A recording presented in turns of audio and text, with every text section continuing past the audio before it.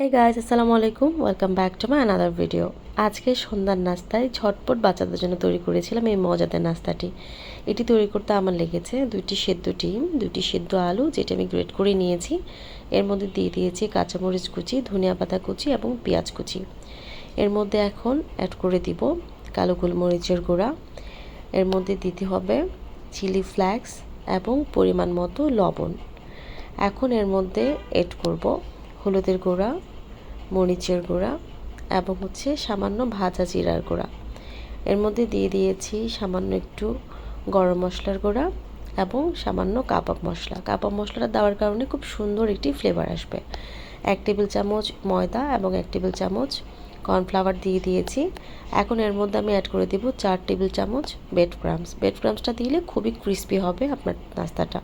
এখন এটি মাখানোর জন্য একটি ডিম ফেটিয়ে তার অর্ধেকটা দিয়ে আমি এটাকে সুন্দরভাবে এরকম মাখিয়ে নিয়েছি। মাখানোর পর 2 হাতে তেল মাখিয়ে আপনি আপনার পছন্দ মতো যে কোনো শেপ তৈরি করে নিতে পারেন।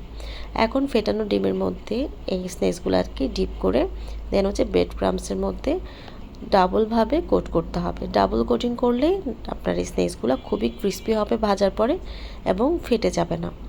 এখন এগুলাকে আমরা মিডিয়াম আঁচে ডুবো তেলে খুব সুন্দরভাবে ভেজে নেব। এটি খেতে ভীষণ মজার, একবার তৈরি করেই দেখুন।